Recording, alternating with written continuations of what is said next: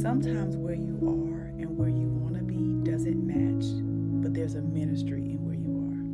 Happy Tuesday. These are my weekly lessons learned. This lesson right here blew me away because a lot of times when we're starting over, we feel like, oh my God, here I am again, starting at the bottom. What do I do? Why am I here? What is going on here? In these different environments that I find myself in, I'm like I'm just going to just keep my head down and do what I got to do and get out of here. That's what I thought I was going to do because I was in a place that I didn't want to be. Nevertheless, it's where he had me, where he has me still there. There's a ministry there where he has me. And I know I'm called to that place by what is happening around me and within me. As I take all this in, I'm in a position where I'm now in a position where I can go to different individuals and talk to them, connect with them, and help them in the way that they need help or support. And it's not for everybody, it's for certain people. And so when I heard that, I was like, tears really I just got overwhelmed with joy and happiness because it is literally happening. I had a conversation with someone yesterday and they were like, you seem like this upbeat person. You like the cool auntie. And I'm taking it all in. Like, okay, I hear you. I receive it. And it's like when I first started here, I was the same way. And then I started being around these people and I don't like being here. I'm sad. And I say, don't let nobody steal your joy.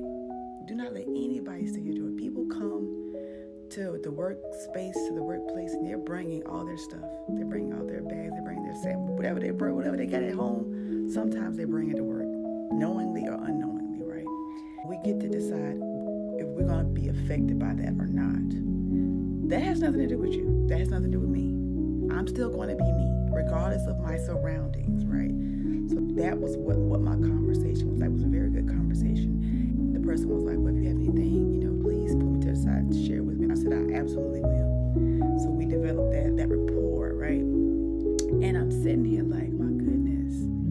It's the fact that I get to, after I got there, work for, I say about 6 months, I began to apply for different things. Nevertheless, I got one of the leadership roles. In this leadership role, it's very challenging. Nevertheless, I get to connect with individuals on a one-to-one basis by going around, talking to them, encouraging them, coaching them, supporting them in the areas that they need, right? And I also get to check in personally. How you doing? That's what I do. I don't go around and say, what's going on? What's this? What's that? I also go around and say, you doing all right? You need anything? Like genuinely. Not just about the work stuff. The work stuff is there, yes. But I also get to have a conversation with them. Now, if I hadn't been through what I've been through, I hadn't learned what I've learned, I wouldn't be able to have this connection with people. I am able to regulate my emotions. I'm able to understand the emotions of others and respond accordingly or not respond based on where I am. So I know I've been positioned in this position to make a difference. Now, here's another thing I heard that was confirming for me. He calls you to dysfunction to bring function. I kept saying, this place is dysfunctional. These people are dysfunctional. That may be true or not. Nevertheless, he called me to dysfunction to bring function. He called me to shine my light. He called me to share what I know. He called me to make an impact while making an income.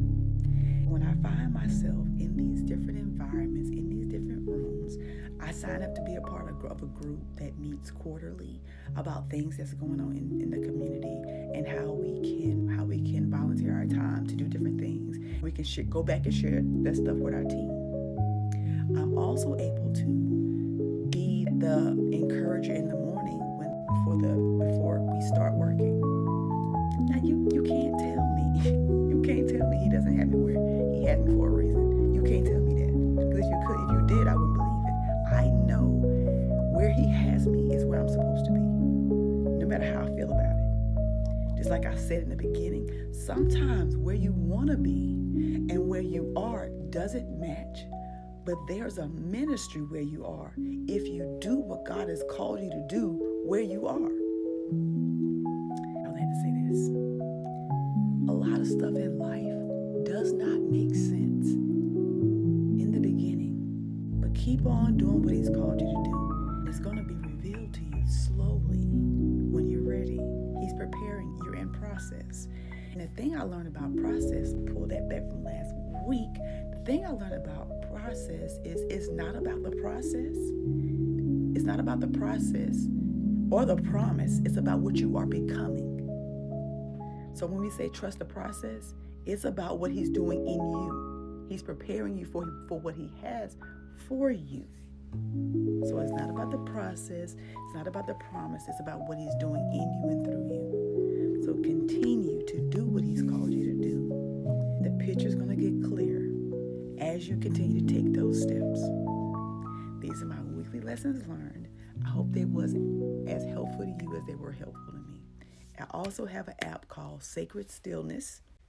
Get on the app. The app has different iterations of the Bible, and it has motivation. It has encouraging words wherever you are, whether that's depression, whether that's anxiety. You put that in there, and it'll give you scriptures for you to read and read and get what you need. That's the word I'm looking for. That is all. I wanted to come and share that with you today because I'm trusting the process and I'm doing what He's called me to do. That I know. And this is also a part of that. So I'll see you in the next video.